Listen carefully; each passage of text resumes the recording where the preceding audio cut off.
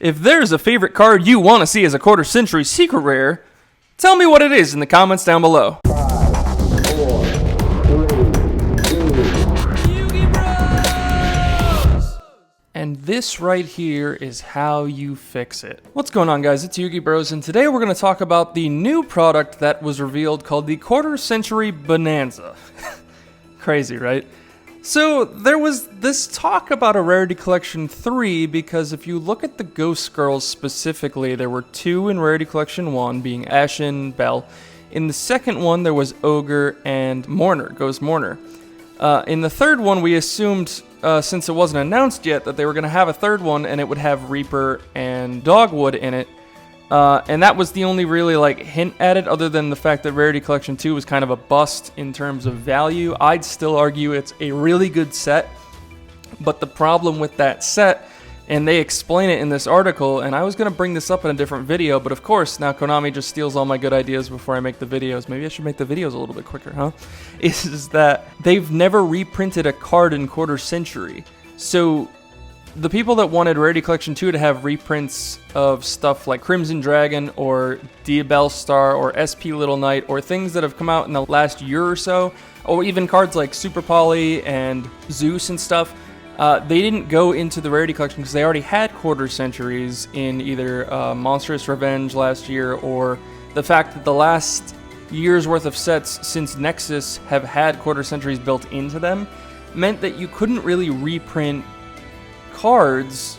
If they were going to go off this logic that they're never going to reprint Quarter Centuries, then you couldn't make those, they couldn't put those cards in the Rarity Collection because they already had Quarter Centuries, and it would dilute the Quarter Century market. Now I understand Quarter Century has diluted the Starlight market because they basically look exactly the same. I know there are little differences, but that's how Konami got around the Starlight problem the first time. So now, in this set, we're going to talk about this. I haven't read the whole thing yet. I've only read that they have a new rarity selected that will essentially put these cards that would have Quarter Centuries into this specific slot. It's a luxury secret rare. So let's go into this Quarter Century Bonanza thing and talk about it. I've only read this top part here. So Quarter Century Bonanza picks up where Rarity Collection sets have left off with a brand new set of twists. Get ready for a wild ride. Time to hit the jackpot with a bunch of new twists. Get ready for a wild ride because we've got a lot to unpack.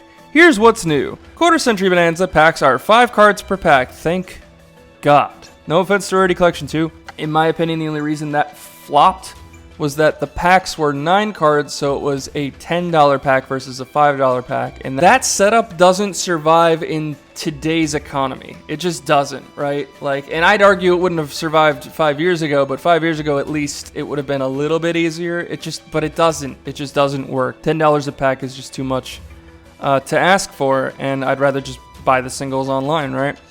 So like the first Rarity Collection, but we've replaced one super rare in every pack with a guaranteed luxury secret rare, Platinum or Quarter Century. That guaranteed luxury secret rare in each pack is from a special and separate 200 card nostalgia pool that is available only in this luxury secret rare slot and is independent from the standard 78 card set that's also in this pack. Quarter Century Bonanza is 2 sets in 1. So that is the perfect way for them to dodge the reprints of Quarter Centuries that have already happened. Now you can put something like a Zeus or an SP Little Knight in this slot, and you'll only be able to pull it as a luxury secret rare rather than a Quarter Century.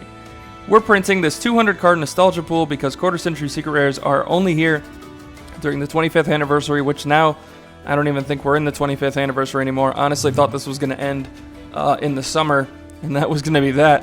But yeah, here we are.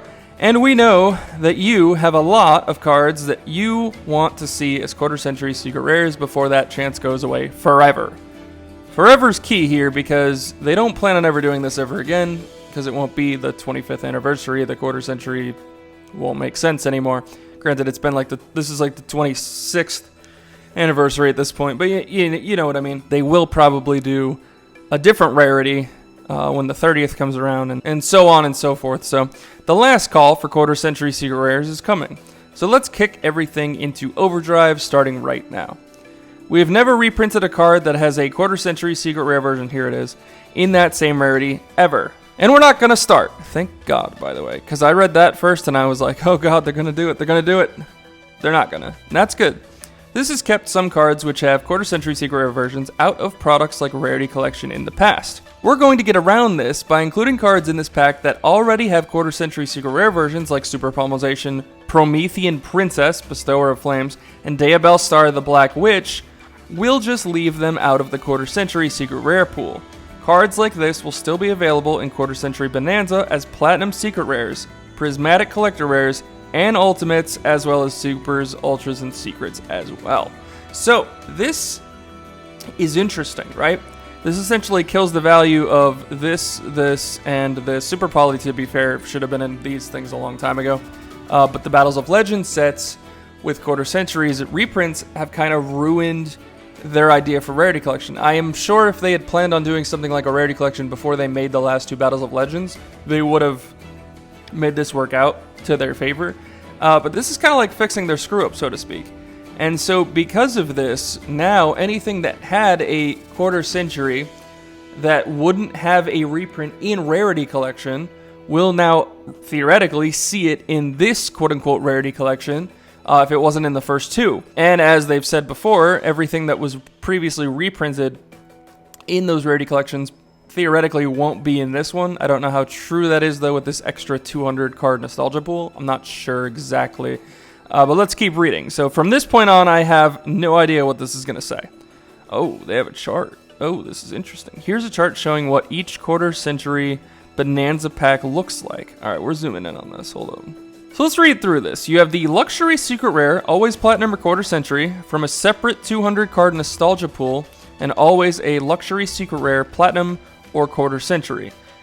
Then you get your Super Rare, which is always Super. Then you have an Ultra with a 1 in 6 chance of being an Ultimate or Collectors. Then you have another Ultra with a 1 in 6 chance of being Ultimate or Collectors. Then you have a Secret Rare with a 1 in 4 chance of being Platinum or quarter century. Now, from the main card pool, available as all rarities, except cards previously released as quarter century Secret Rares will not appear with that art in that rarity again, but will appear in other rarities. Okay, that's interesting.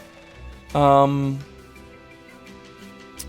art part here has me flustered a bit, because does that mean you're going to put Appaloosa in here with the original artwork?